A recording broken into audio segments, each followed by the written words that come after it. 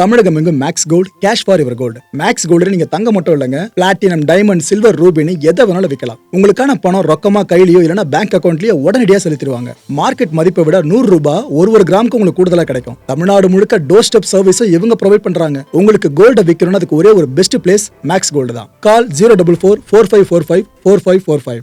வணக்கம். Big topic with Karthik Mayakumar. Tamil Nadu அரசுக்கு மட்டும் இல்லை, தமிழ்நாடு மக்களுக்கு ரொம்ப ரொம்ப முக்கியமான நாலேஜ் இன்னைக்கு. ஏன்னா ஆண்டுகிட்டு இருக்க தாவேக்கா கவர்மெண்ட் மெஜாரிட்டியை ப்ரூவ் பண்ணுற அந்த ஃப்ளோர் டெஸ்ட் இருக்குல்ல, அது இப்போ நடந்து முடிஞ்சிருக்கு. அதோட ரிசல்ட் கண்டிப்பாக நீங்கள் நினச்சி தான் வந்திருக்கு. ஆனால் பெரும்பான்மை இல்லை, மைனாரிட்டின்ற மாதிரி நிறைய வார்த்தைகள் இருந்துச்சுல தாவேக்கா அரசு சார்ந்து. இந்த வாட்டி ஏடிஎம்க்கு மெஜாரிட்டி அளவுக்கு டிவிகே கவர்மெண்ட் சப்போர்ட் பண்ணவே ஆதரவு பெருகிடுச்சிங்க. நம்பிக்கை வாக்கெடுப்பில் ரொம்ப ஈஸியாக ஜெயிச்சிட்டாங்க. இதை பற்றியும் டிவிகே கவர்மெண்ட் சார்ந்த பல கட்ட விஷயங்களை பற்றி தான் முழுக்க முழுக்க பார்க்க போகிற நிகழ்ச்சிகளை போகலாம்.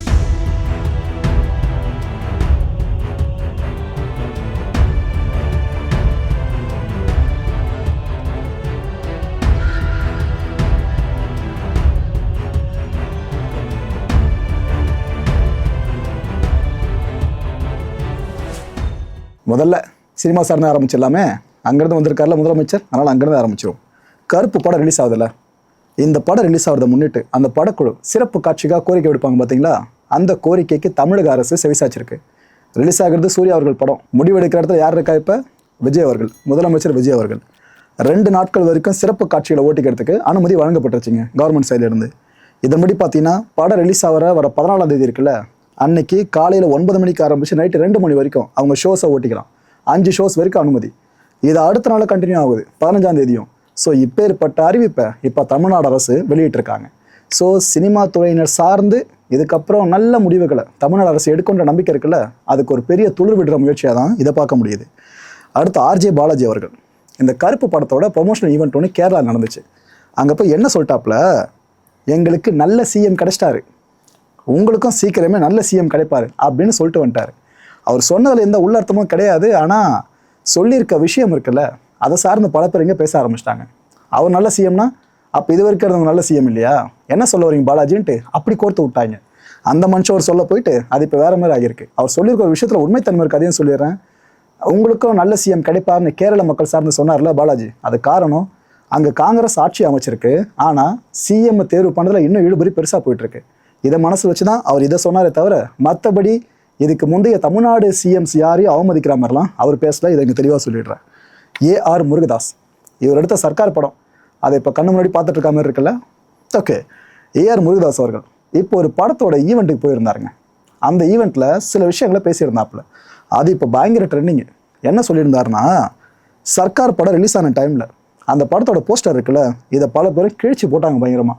உங்களுக்கே தெரியும் என்னென்ன பஞ்சாயத்தை வந்துச்சுன்னு சொல்லிட்டு, நானும் விஜய் அவர்களும் முதலமைச்சர் விஜய் அவர்களும் காருக்குள்ளே அமர்ந்தபடியே இந்த கிழிக்கப்பட்ட போஸ்டர்ஸ் இருக்குல்ல, அதெல்லாம் பார்த்து கண்ணீர் வடிச்சுக்கிட்டு இருந்தோம்னு சொல்கிறாரு.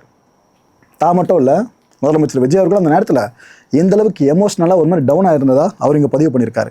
ஆனால் இப்போ கட் பண்ணிங்கன்னா முதலமைச்சர் விஜய் அவர்கள்.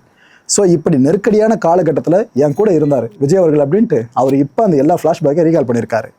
அண்டு முதல்வர் அவர்களை சந்திக்கிறதுக்கு அதிமுக அதிருப்தி அணி ரெடியாக இருந்தாங்களே, வந்தாங்க, சந்திச்சிட்டாங்க. அதில் ஸ்பெசிஃபிக்காக சொல்லணும்னா, அமைச்சர் ஆதவர்ஜுனா இருக்கார்ல, அவரோட மாமியாரான லால்குடி எம்எல்ஏ லீமா ரோஸ் அவர்கள், இவங்க விஜய் அவர்கள் நேரில் பார்த்ததும் பூங்கொத்து கொடுத்த கையோடு விஜய் அவர்கள் கைகளை பற்றிக்கிட்டாங்க, அப்படி கண்ணில் எடுத்து ஒத்துக்கிட்டாங்க. இது போல விஷயங்கள்லாம் நடந்துருச்சுங்க. இதுக்கேற்ற மாதிரி தான் தமிழ்நாடு சட்டப்பேரவையில் இந்த நம்பிக்கை வாக்கெடுப்பு இருக்குல்ல, அதில் அதிமுக அதிருப்தி அணி ஒட்டு மொத்தமாக தாவேக்காவுக்கு ஆதரவு நிலைப்பாடை ரொம்ப போல்டாக எடுத்திருக்காங்க. ஓகே, காமராஜ் அவர்கள் மன்னார்குடி அமமுக எம்எல்ஏ, தலைவன் என்னென்ன ஆச்சு என்னென்ன போச்சு எல்லாம் உங்களுக்கு தெரிஞ்சிருக்கும். அந்த ஃப்ளாஷ்பேக்கை பல வீடியோஸில் பார்த்துட்டீங்க. இப்போ அப்டேட்டை கொடுத்துட்றேன். காமராஜ் சமீபத்தில் என்ன பண்ணார், சட்டப்பேரவையில் தாவேக்காவுக்கு தன்னோட மனம் திறந்த ஆதரவை பதிவு பண்ணிட்டார். ஆனால் டிடிவி அண்ணங்கிட்ட அவர் கேட்கலன்றது அங்கே லிட்டலாக தெரிஞ்சுது. இதில் டிடிவி என்ன தெரியுமா பண்ணிட்டாரு, என்ன கேட்காம நீங்களா தன்னிச்சையாக செயல்படுறீங்களா, ரைட்டு விடுங்க, சும்மா விடுவேன்னா அமமுகவோட அடிப்படை உறுப்பினர் கூட இனிமேல் நீங்கள் கிடையாதுன்னு சொல்லி தூக்கிட்டாருங்க. அமமுக கட்சியில் இருந்து காமராஜ் அவர்களை தூக்கி விட்டாப்புல டிடிவி அவர்கள்.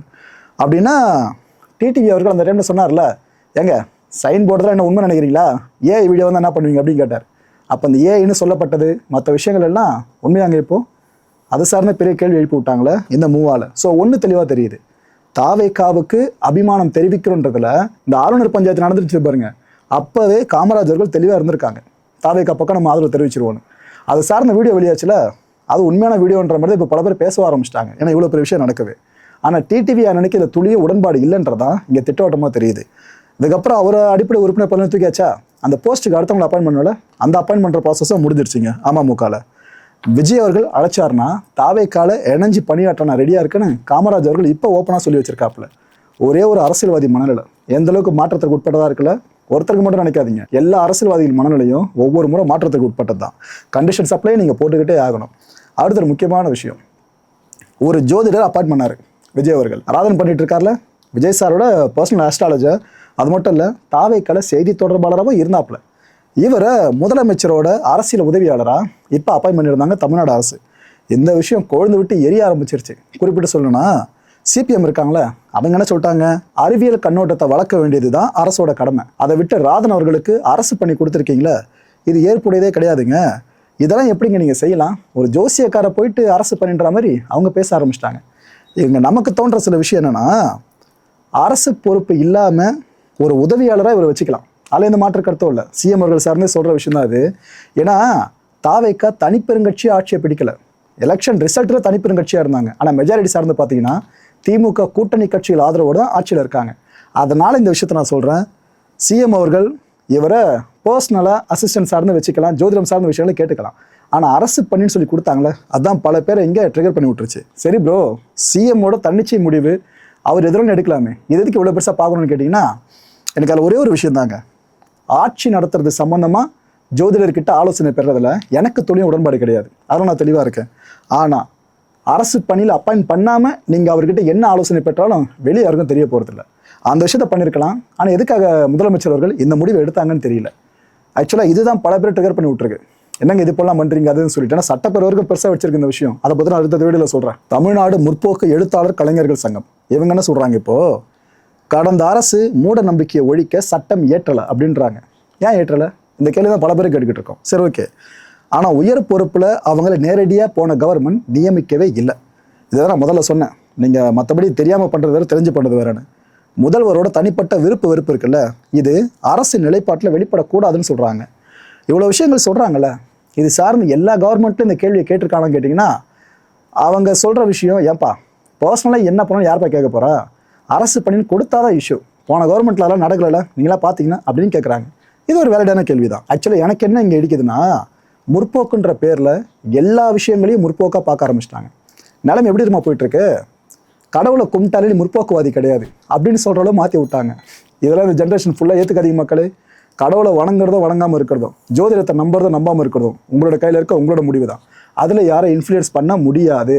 கடவுள் இல்லைன்னு சொல்கிற ஒரு தார்மீகமான உரிமை ஒருத்தவங்களுக்கு இருக்குன்னா, கடவுள் இருக்கிற நம்புற உரிமை உங்களுக்கும் இருக்குது. இதில் யார் வரல விட்டு பார்த்தாலும் நீங்கள் அதை ஃபுல்லாக கவனிச்சு ரைட்டு இதுவாக உண்மையான ஒரு நிலைப்பாடுக்கு வந்துடாதீங்க மக்களே. ஏன்னா இந்த நிலைமை இப்படியே போச்சுன்னு நீங்கள் எல்லாத்தையும் எதிர்க்கிறோன்ற பேரில் முற்போக்குன்ற ஒரு விஷயத்தை மையப்படுத்தி கடவுள் நம்பிக்கை இருக்கவே கூடாதுன்னு ஒரு கடத்தில் சொன்னாலும் ஆச்சரியப்படுத்திக்கல. சாமியை கும்பிட்றவங்க சிஎம் ஆகக்கூடாதுப்பா அப்படின்லாம் சொன்ன எப்படிங்க இருக்கும்? அந்த காலம் ரொம்ப தூரத்தில் இல்லைன்னு நினைக்கிறேன். அதுக்கான சமிங்க தான் இதெல்லாம் இங்கே தெளிவாக தெரியுது. சரி, தெரியாமல் தான் கேட்குறேன், தமிழ்நாட்டு இது வரைக்கும் எவ்வளோ முதலமைச்சர்கள் ஆண்டிருக்காங்களே, இதில் அட்மினிஸ்ட்ரேஷன் ஸ்கில்லு சார்ந்து நீங்கள் யாரை பர்ஃபெக்ட்னு சொல்லுவீங்க? செம்ம முடிவுப்பா, நிர்வாகத்திறன் வேற லெவலில் இருக்குப்பா உங்களுக்கு அப்படின்ட்டு மறைந்த முன்னாள் முதலமைச்சர் செல்வி ஜெயலலிதா அவர்களை சொல்லுவீங்களா? அவங்க ஜோதிடம் சார்ந்த ஆலோசனை கேட்காதவங்களா என்ன? அவங்களுக்கு பர்சனல் ஆஸ்ட்ராலஜிஸ்ட் எவ்வளோ பேர் இருந்திருக்காங்க. அப்போ அவங்களுக்கு ஆட்சி நடத்த தெரியலன்றீங்களா? இதை தான் சொல்கிறேன். ஒரு விஷயம் உங்களுக்கு உடன்பாடு இல்லைன்றதுக்காக பொத்தாம்போது எல்லாத்தையும் இது தப்பு அப்படின்னு சொல்லிட முடியாது. மூட நம்பிக்கையை நம்ம ஃபுல்லாக தவிர்க்கணும். அதில் எந்த மாற்று கருத்தும் கிடையாது. உடம்பு வருத்து ஒரு விஷயத்தை பண்ணுறோம்னாக்கா மூட நம்பிக்கை சொல்கிற எந்த மாற்று கருத்தும் இல்லை. ஆனால் அதில் ஜோதிடத்தையும் கொண்டு வந்து சேகரிக்கும் பார்த்தீங்களா, இதான் ஏற்றுக்க முடியல. வன்னியரசு அவர்கள் இவர் என்ன சொல்கிறாரு, தலைவிதி இருந்தால் தான் அரசு வேலை கிடைக்கும் அப்படின்னு சொன்னவர் யார்? ராதவ் பண்ணிட்டு சொல்கிறாரு. அப்படின்னு சொன்னவரை அரசு பதவியில் நியமிக்கிறீங்களே, இது எப்படிங்க ஏற்றுக்க முடியும்? அறிவியலுக்கு புறம்பான இந்த நியமனத்தை அரசு வாபஸ் பெறணும்னு சொல்லி இவர் கேட்டிருக்காரு. ஆக்சுவலாக இதில் என்ன விஷயம்னா, எலெக்ஷன் டைமில் பரப்புரை நடக்கும் பார்த்தீங்களா, அப்போ ஒரு கட்சியினர், முற்போக்கு பேசுகிறவங்க, கடவுள் மறுப்பு கொள்கை இருக்கிறவங்க, பகுத்தறிவாளி எல்லாரும் சேர்த்தான் கேட்குறேன், ஒரு கட்சியினர், ஒரு அரசியல்வாதி, எனக்கு சாமி கும்பிட்றவங்க ஓட்டு வேணாம், ஜோதிட மேலே நம்பிக்கை இருக்க ஓட்டு எனக்கு வேணாம், ஏன்னா நீங்கள்லாம் அதில் மூழ்கி கிடக்குறீங்க, மூட நம்பிக்கையாளர்களாக இருக்கீங்க, உங்கள் ஓட்டை வச்சு நாங்கள் கவர்மெண்ட் ஃபார்ம் பண்ணுமா வேணாம் அப்படின்னு ஒருத்தர் சொல்லியிருக்காங்களா? என்ன சொல்ல வர புரியுதா? பரப்புரை காலத்தில் அரசியல் சார்ந்து இங்கே என்னோட பேசு, அரசியல் சார்ந்து பெருசாக எதிர்ப்பு நிலைப்பாடு நீங்கள் இந்த விஷயத்தில் எடுக்க மாட்டீங்க. அதுக்கப்புறமா பேரவைக்குள்ளே எடுப்பீங்க அப்படின்னா இதை எப்படி எடுத்துக்க முடியும்? சொல்லிக்க ரைட்டு. ஏன்னா மற்றவங்க நம்ம கை காட்டுறோம் அப்படின்னா நம்ம எந்த அளவுக்கு இதில் ரொம்ப கடிவாளம் போட்டுருக்கோம், ரொம்ப ஹார்ட் அண்டாக இருக்கும். இந்த போல மூட நம்பிக்கை விதைக்கிறவங்க மத்தியில் உங்களோட சோக்கால் ஜாதகம் மூட நம்பிக்கை சொல்ல ஜோதிடலாம் அவங்க சார்ந்து கேட்குறது கேள்வி அவ்வளோதான். திரும்ப அண்ணன் எனக்கு தெரிஞ்ச அண்ணன் கரெக்டாக பேசியிருக்காப்புல. என் மனசில் இருந்தது தான் அண்ணன் வாயிலேருந்து வார்த்தைகளாக வந்திருக்கு. என்ன சொல்கிறாப்புல, ராதன் தாவேக்கால செய்தி தொடர்பாளர் இருந்திருக்காருல, அவரோட ஜோசியராக இருந்து உடனே மேலே வரலையே, அந்த கட்சியோட ஸ்போக்ஸ் பர்சனாக இருந்திருக்காப்புல. அப்படி இருக்கும்போது அவருக்கு இந்த பொறுப்பு கொடுத்துருக்காங்க அப்படின்னு கேட்டிருக்காரு. கரெக்டு தான். ஏன்னா நீங்கள் வெறும் ஜோதிடரை இவ்வளோ பெரிய போஸ்ட்டில் போடுறது வேற, ஒரு கட்சிக்காக ஒருத்தவங்க வேலை பார்க்குறாங்க அப்படின்னா அவங்களுக்கு வாப்பா நீ கவர்மெண்ட்டில் போஸ்ட் இல்லை அப்படின்ட்டு சிஎம் முடிவு எடுக்கக்கூடாதா என்ன? இதுக்கு முன்னாடி இருந்த முதலமைச்சர்கள் அந்த முடிவு எடுக்கலையா என்ன? ஓகே, அவர் கூடுதலாக ஜோசியம் பார்க்குறவரை இருந்திருக்கலாம் அப்படின்றாரு. முக்கியமான வேலை செய்தி தொடர்பாளர், இன்னொரு பக்கம் ஜோசியத்தை சைடில் பார்த்துருந்துருக்கலாம். இது ஒரு தப்பான்ற மாதிரி தான் அண்ணனோட மனசில் இருக்க வார்த்தைகளாக இருக்குது. மதவாத அரசியல் வேற, ஜோதிடம் வேறன்னு சொல்லியிருக்காரு. எக்ஸாக்டாக கரெக்ட். இதை தான் சொல்கிறேன். நீங்கள் பொதுவாக எல்லாத்தையும் ஒரே விஷயத்தை குத்தம்னு சொல்ல ஆரம்பிச்சிட்டிங்கன்னா அதுக்குள்ளே சில நல்ல விஷயம்லாம் மாட்டிக்கும். அதையும் நாங்கள் சேர்த்து சொல்கிறோம். அதான் இங்கே ஒரு மென்ஷன் பண்ணியிருக்காரு. ஜோதிடம் நம்புறாங்க பார்த்தீங்களா, இவங்க மதவாத வெறுப்பு அரசியலை பேசுறது கிடையாதுன்னு சொல்லியிருக்காரு. உண்மைதான். இப்போ இந்த வீடியோ பார்த்துருக்க உங்களில் பல பேருக்கும் ஜோதிடம் மேலே அபார நம்பிக்கை இருக்கும்ல. அதுக்காக உங்கள் எல்லாரையும் நான் நீ ஒரு மதவெறி பிடிச்சவன், மதவாத சக்தி அப்படின்னு சொல்ல முடியுமா? இன்ஃபேக்ட் உங்களுக்கு அப்படின்னா என்னன்னு கூட தெரியாது. எதுக்கு மதம் சார்ந்த வெறுப்பை நான் பதிவு பண்ண போகிறத நீங்கள் நினைப்பீங்க. இதைத்தான் அவரும் சொல்லியிருக்காரு. இன்னொரு விஷயம் மக்களே, நான் 100% ஜோதிடத்தை முழுமையாக நம்புகிறேன். இது என்னோட தனிப்பட்ட கருத்து. நீங்கள் நம்புறீங்களோ இல்லையோ, ஆனால் அந்த ஜோதிடத்தை பார்க்குறாங்களே அவங்கள எத்தனை பேர் உண்மையானவங்கன்றது தான் இங்கே நம்ம தேடி கண்டுபிடிக்கணும். ஏன்னா வாய்க்கு வந்து சொல்கிறவங்க நிறைய பேர் இருக்காங்க. ஆனால் கரெக்டாக கட்டங்களை கணிச்சு கிரக நிலைப்பாடுகளை வச்சு சொல்கிறவங்களும் ஒரு சிலர் இருக்க தான் செய்கிறாங்க. அவங்க மக்கள்கிட்ட கிரெடிபிலிட்டி சம்பாதிச்சுக்கிறது ரொம்ப ரொம்ப கஷ்டமான விஷயம். ஏங்க ஜோதிடம்னால முட்டாள்தனம், ஜாதக கட்டணம்னு முட்டாள்தனம் அப்படின்னு சொல்லிட்டு இருந்தா இத்தனை வருஷங்களா மன்னர்கள் ஆண்டு டைம்ல இருந்து இதை சார்ந்து பல சாஸ்திரங்கள் இருக்கு. வானத்தில் நடக்கிற நிகழ்வுகள் சார்ந்து இப்போ குறிச்சு போன நிகழ்வு நிறைய இருக்கு. அமாவாசை பருவம் நீங்கள் பேசிக்காக எடுத்துக்கலாம், நிறைய வானிலை நிகழ்வுல பேசிக்காக எடுத்துக்கலாம். இதெல்லாத்தையும் முட்டாள்தனம் சொல்லிடுவோமா? இஸ்ரோல ராக்கெட் லான்ச் பண்ணா கூட கோயில் சார்ந்து ஆசையை பெற்றுட்டு போறாங்க. அப்போ அதுவும் மூடத்தனம் சொல்லுவீங்களா? டாக்டர் தங்களால் எதுவும் முடியாத டைம்ல கடவுள் தான் காப்பாற்றணும் அப்படின்ட்டு போறாங்களே, அதுவும் மூடத்தனம் சொல்லுவீங்களா? ஸோ ஜென்ரலைஸ் பண்ணுறது வேண்டாங்க. ஒன்று பிடிக்கலையா அந்த ஒன்று தம்மட்டை பற்றி பேசணும். அதை விட்டு ஒட்டு மொத்தமாக எல்லாத்தையும் குற்றம் சாட்டுறது தப்பான விஷயம் நினைக்கிறேன். அண்ட் இதெல்லாம் தாண்டி சட்டப்பேரவையில் இந்த ஆண்டுகிட்டு இருக்க அரசு இருக்குல்ல, தாவேக்க அரசு, இது சார்ந்த நம்பிக்கை வாக்கெடுப்பு நடந்துச்சு. நீங்கள் எல்லாம் எதிர்பார்த்த மாதிரியே பெரும்பான்மை ஆதரவு கிடைச்சிருக்க மக்களே. ஆக்சுவலாக திமுக வெளிநாடு பண்ணிட்டாங்க. இதை பற்றி அடுத்த வீடியோவில் சொல்கிறேன், ரொம்ப டீட்டெயிலாக சொல்கிறேன். அதில் இதெல்லாம் தாண்டி நம்பிக்கை வாக்கெடுப்பில் இந்த கவர்மெண்ட் தப்பி படைச்சிருக்கு. அதுவும் முறையாக நம்பிக்கை வாக்கெடுப்பை லைவ் பண்ணியிருக்காங்க. பாருங்கள், யங்ஸ்டர்ஸ்லாம் முன்னாடி சட்டப்பேரவை நிகழ்வுகள் சார்ந்து எட்டி கூட பார்க்க மாட்டாங்க. இப்போ தேமேன்னு டிவியே பார்த்துக்கிட்டு இருக்காங்க, என்ன சொல்கிறாங்க என்ன நடக்குது அப்படின்ட்டு. இந்த அளவுக்கு மாற்றத்தை கொடுத்துருக்கிறது விஜய் அவர்கள் மூலமாக நடந்திருக்கிறதா நான் நம்புகிறேன். முதலமைச்சர் அவர்கள் மூலமாக நடந்திருக்கிறதா நீங்களும் நம்புவீங்கன்னு நினைக்கிறேன்.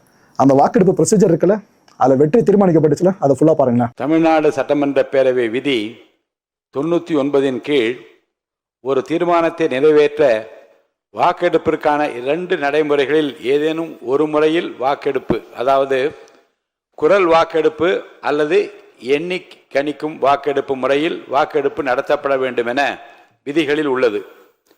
விதி 99 உள்விதி 1 கீழ் இத்தீர்மானத்தை நிறைவேற்ற குரல் வாக்கெடுத்து நடத்தப்படலாம். எனினும் தீர்மானத்தின் முக்கியத்துவத்தை கருதியும் இதுபோன்ற முன் நிகழ்வுகளில் ஏற்கனவே இப்பேரவையில் கடைபிடிக்கப்பட்டு வரும் கணக்கெடுப்பு முறையினையும் விதி 99 உள்விதி 3 குறிப்பிட்டுள்ளவாறு எண்ணி கணிக்கும் முறையில் வாக்கெடுப்பு நடத்த முனைகிறேன். பேரவை விதி 99 உள்விதி 3 குறிப்பிட்டுள்ளவாறு தற்போது அவை முன் உள்ள தீர்மானம் எண்ணி கணிக்கும் முறைப்படி வாக்கெடுப்பிற்கு விடப்படுகிறது. வாக்கெடுப்பு நடக்கும் நேரத்தில் மாண்புமிகு உறுப்பினர்கள் அனைவரும் அவரவருக்கென ஒதுக்கப்பட்ட இருக்கையிலே அமர்ந்திருத்தல் வேண்டும். மாண்புமிகு உறுப்பினர்கள் தங்கள் இருக்கையிலிருந்து வெளியே செல்லவோ இன்னொரு இருக்கைக்கு செல்லவோ கூடாது. வாக்கெடுப்பு முடியும் வரை அவரவர் இருக்கையிலே இருக்க வேண்டும். நம்முடைய பேரவை 6 பகுதிகளாக பிரிக்கப்பட்டிருப்பதை மாண்புமிகு உறுப்பினர் அனைவரும் அறிவீர்கள். ஒவ்வொரு பிரிவாக நான் வாக்கெடுப்பு நடத்த உள்ளேன். பேரவை விதி 99 உள்விதி 5 கீழ் தீர்மானத்தை ஆதரிப்போர் ஆம் எனும் மாண்புமிகு உறுப்பினர்களையும், தீர்மானத்தை எதிர்ப்போர் இல்லை எனும் மாண்புமிகு உறுப்பினர்களையும், நடுநிலை வகிக்கின்ற மாண்புமிகு உறுப்பினர்களையும் தனித்தனியே பகுதி வாரியாக பிளாக் வைஸ் எழுந்து நிற்குமாறு அழைப்பேன். அவ்வாறு எழுந்து நிற்பவர்களின் பெயர்கள் ஒவ்வொன்றாக பேரவை முதன்மை செயலாளர் அவர்களால் அழைக்கப்பட்ட பின்னர் பெயர் அழைக்கப்பெற்ற அந்த குறிப்பிட்ட மாண்புமிகு உறுப்பினர் தனது இருக்கையிலேயே அமர்ந்து கொள்ளலாம். பேரவை முன் உள்ள கேள்வி: திரு சி. ஜோசப் விஜய் அவர்களை முதலமைச்சராக கொண்ட அமைச்சரவை மீது இப்பேரவை தனது நம்பிக்கையை தெரிவிக்கிறது என மாண்புமிகு முதலமைச்சர் அவர்கள் முன்மொழிந்த இந்த தீர்மானத்தை அவையினுடைய முடிவுக்கு விடுகிறேன். தீர்மானத்தை ஆதரிப்போர் எழுந்து நிற்கும்படி கேட்டுக்கொள்கிறேன். மாண்புமிகு முதலமைச்சர் அவர்கள். மாண்புமிகு திரு மு. வி. கருப்பையா, மாண்புமிகு திரு மு. ரவிசங்கர், மாண்புமிகு திரு ர. அபிஷேக், மாண்புமிகு திரு ரா. ஐயனார், மாண்புமிகு திருமதி சே. கமலி, மாண்புமிகு திருமதி கனிமொழி சந்தோஷ், மாண்புமிகு திருமதி ஜே. காமாட்சி, மாண்புமிகு திருமதி அ. குழந்தை ராணி, மாண்புமிகு திருமதி வா. சத்யபாமா, மாண்புமிகு திரு எம். எம். கோபிசன், மாண்புமிகு திரு டி. சண்முகன், மாண்புமிகு டாக்டர் சதீஷ் கிறிஸ்டோபர், மாண்புமிகு திரு போ. சந்திரசேகர், மாண்புமிகு திரு ந. செந்தில்குமார், மாண்புமிகு திரு பி. செல்வம், மாண்புமிகு திரு எஸ். ஆர். தங்கபாண்டி, மாண்புமிகு திரு சௌ.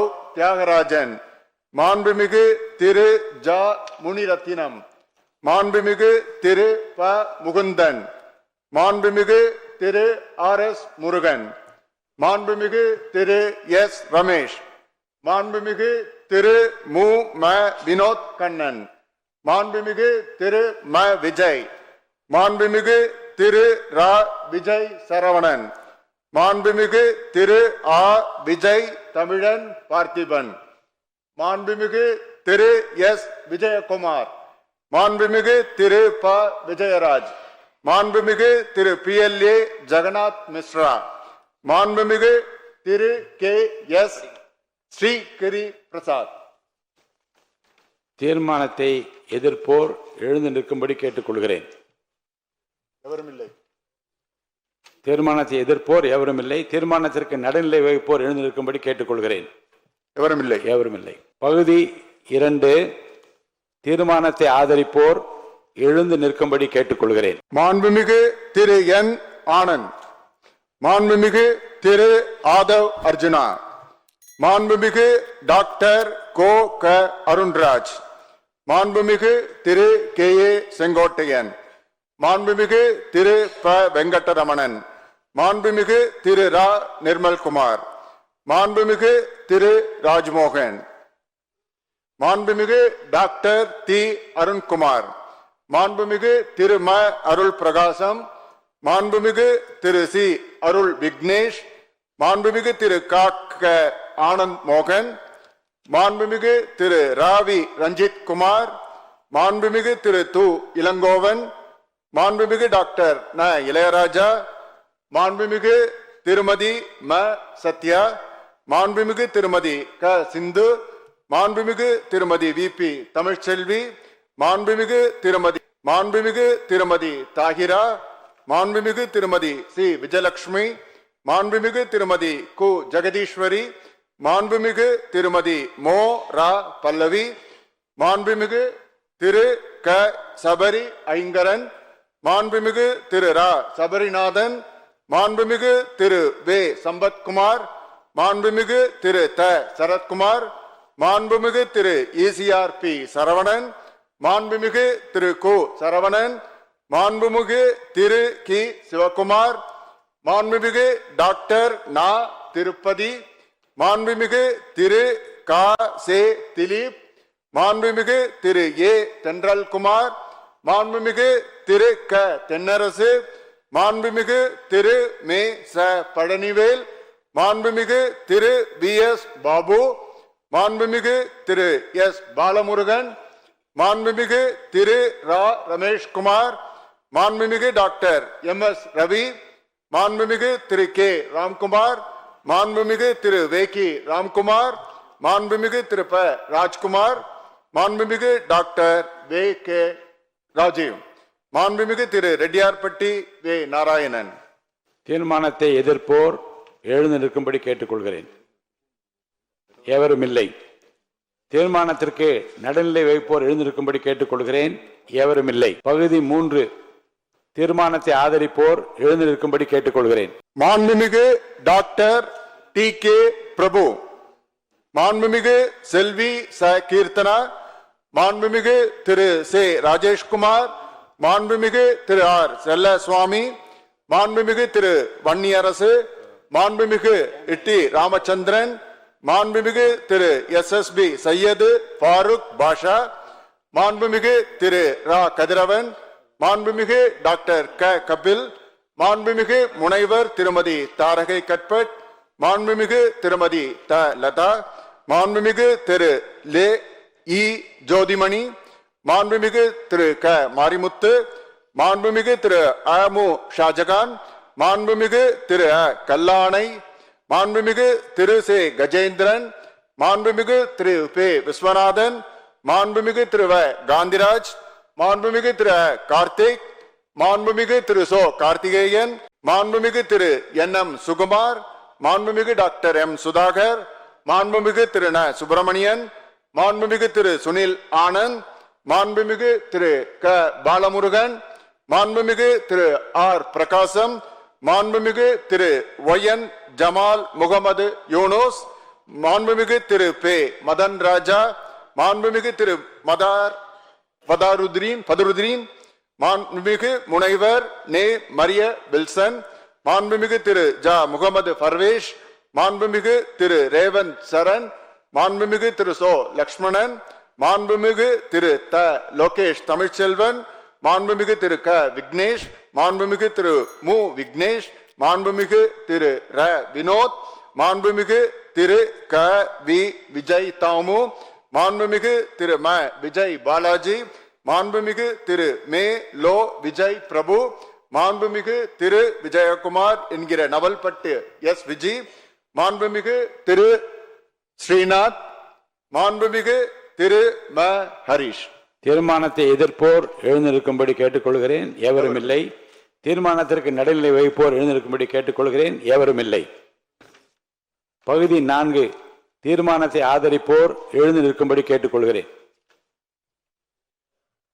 மாண்புமிகு திரு எஸ் பி வேலுமணி, மாண்புமிகு திரு கோ ஹரி,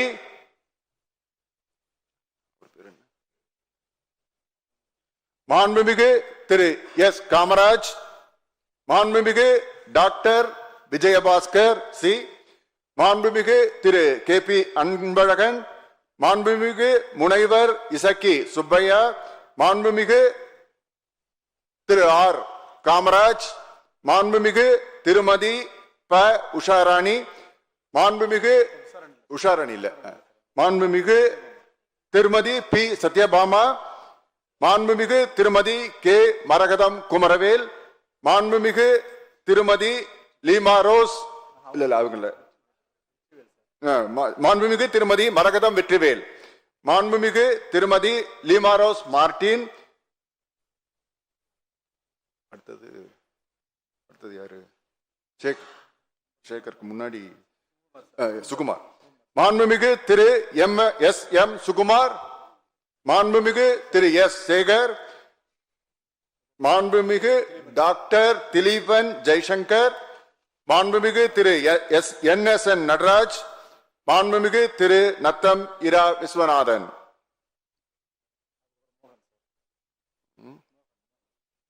மோகன், மாண்புமிகு திரு க மோகன், மாண்புமிகு திரு கு ரவி மனோகரன், மாண்புமிகு திரு இரா ராகேஷ், மாண்புமிகு திரு எம் ஆர் விஜயபாஸ்கர், மாண்புமிகு கே சி வீரமணி, மாண்புமிகு எஸ் ஜெயக்குமார், மாண்புமிகு பி ஹரிபாஸ்கர்.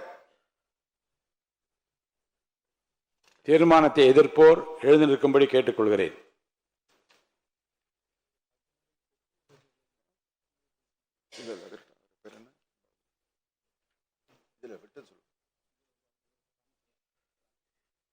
மாண்புமிகு திரு எஸ் ராமச்சந்திரன், மாண்புமிகு திருமதி ப உஷாராணி, மாண்புமிகு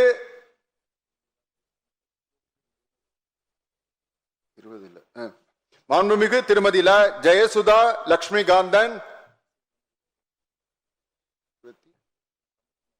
மாண்புமிகு திரு வே சம்பத்குமார், மாண்புமிகு திரு ந தலவாய் சுந்தரம், மாண்புமிகு திரு நல்லதம்பி, மாண்புமிகு திரு மணி, மாண்புமிகு முக்கூர் என் சுப்பிரமணியன்,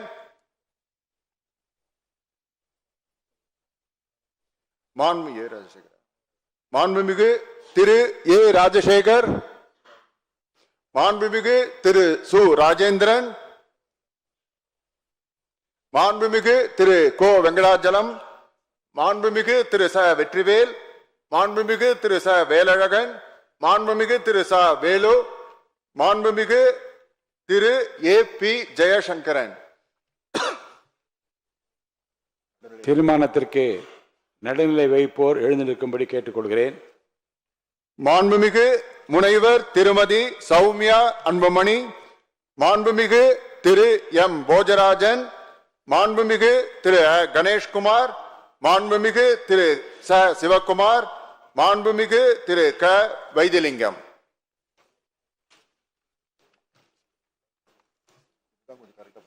பகுதி 5 தீர்மானத்தை ஆதரிப்போர் எழுந்திருக்கும்படி கேட்டுக்கொள்கிறேன். மாண்புமிகு திரு அருண்மொழி தேவன், மாண்புமிகு திரு சி வி சண்முகம், மாண்புமிகு திரு ப பாலகிருஷ்ணா ரெட்டி. தீர்மானத்தை எதிர்ப்போர் எழுந்திருக்கும்படி கேட்டுக்கொள்கிறேன். மாண்புமிகு திரு எடப்பாடி கே பழனிசாமி, மாண்புமிகு திரு ஓ எஸ் மணியன், மாண்புமிகு அக்ரி எஸ் எஸ் கிருஷ்ணமூர்த்தி, மாண்புமிகு இராஜேந்திரன், மாண்புமிகு திரு கே சி கருப்பண்ணன், மாண்புமிகு ஈசி, மாண்புமிகு திரு ஈசி கோவிந்தராசன், மாண்புமிகு திரு சு பழனிசாமி. தீர்மானத்திற்கு நடுநிலை வைப்போர் எழுந்திருக்கும்படி கேட்டுக்கொள்கிறேன். எவரும் இல்லை. பகுதி 6 தீர்மானத்தை ஆதரிப்போர் எழுந்திருக்கும்படி கேட்டுக்கொள்கிறேன். எவரும் இல்லை. தீர்மானத்தை எதிர்ப்போர் எழுந்திருக்கும்படி கேட்டுக்கொள்கிறேன். எவரும் இல்லை. தீர்மானத்திற்கு நடுநிலை வைப்போர் எழுந்திருக்கும்படி கேட்டுக்கொள்கிறேன். எவரும் இல்லை. மக்களை இந்த கான்டென்ட் பொறுத்த வரைக்கும் என் மனசுல ஒரு வினா இருக்கு. முடிஞ்ச அதுக்கான பதில்கள் கீழே கமெண்ட் செக்ஷன்ல கமெண்ட் அழிவு பண்ணுங்க. முதலமைச்சர் விஜய் அவர்கள் ஏற்பட்ட பெரிய மாற்றம் அப்படின்னா இந்த சில நாட்கள்லேயே கேட்குறேன், அது என்ன மாற்றம் நீங்க நினைக்கிறீங்க? அடுத்த நிகழ்ச்சி சந்திக்கலாம். நன்றி, வணக்கம். தமிழகம் எங்கும் max gold, cash for your gold. Max gold நீங்க தங்க மட்டும் இல்லைங்க, பிளாட்டினம், டைமண்ட், சில்வர், ரூபினி எதை வேணாலும் விற்கலாம். உங்களுக்கான பணம் ரொக்கமா கையிலயோ இல்லைன்னா பேங்க் அக்கௌண்ட்லயோ உடனடியாக செலுத்திடுவாங்க. மார்க்கெட் மதிப்பை விட 100 ரூபாய் ஒரு கிராமுக்கு உங்களுக்கு கூடுதலாக கிடைக்கும். தமிழ்நாடு முழுக்க டோர் ஸ்டெப் சர்வீஸும் இவங்க ப்ரொவைட் பண்றாங்க. உங்களுக்கு கோல்டை விற்கணும்னு அதுக்கு ஒரே ஒரு பெஸ்ட் பிளேஸ் மேக்ஸ் கோல்டு தான். கால் 04445454545. என் அன்பார்ந்த மாயம் ஸ்டுடியோஸ் நேயர்களே, மாயம் பக்தின்னு ஆன்மீகத்துக்காக பிரத்யேகமா ஒரு சேனலை கொண்டு வந்திருக்கோம். மறக்காம சப்ஸ்கிரைப் பண்ணி அந்த சேனலுக்கு உங்களோட ஆதரவை மனப்பூர்வமா தெரிவிங்க. வணக்கம் மாயம் ஸ்டுடியோஸ் நண்பர்களே. மாயம் ட்ரெண்ட்ஸ் அப்படின்ற ஒரு புதிய ஃபேஸ்புக் பேஜை ஓப்பன் பண்ணியிருக்கோம். நீங்கள் யூடியூப்ல பார்த்துட்டு இருக்கீங்களா நம்மளோட கான்டென்ட்ஸ்லாம். இதெல்லாம் விட ஒரு படி மேலே ரொம்ப கிறிஸ்பாகவும் ரொம்ப சூப்பராகவும் நிறைய கான்டென்ட்ஸ் உங்களுக்கு இந்த பேஜில் காத்துட்டு இருக்குங்க. ஸோ உடனடியாக ஃபேஸ்புக் பிளாட்ஃபார்ம் போங்க, மாயம் ட்ரெண்ட்ஸ்னு டைப் பண்ணி சர்ச் பண்ணி நம்ம பேஜை ஃபாலோ பண்ணுங்க. அப்படியே நம்ம சேனலையும் நீங்கள் சப்ஸ்கிரைப் பண்ணிட்டீங்க அப்படின்னா இன்னும் நிறைய புது கான்டென்ட்ஸை உங்களுக்காக ப்ரொடியூஸ் பண்ணி கொடுத்துக்கிட்டே இருப்பாங்க. நீங்கள் பண்ணுற ஒவ்வொரு சப்ஸ்கிரிப்ஷனும் எங்களுக்கு பெரிய மோட்டிவேஷனாக அமையும்.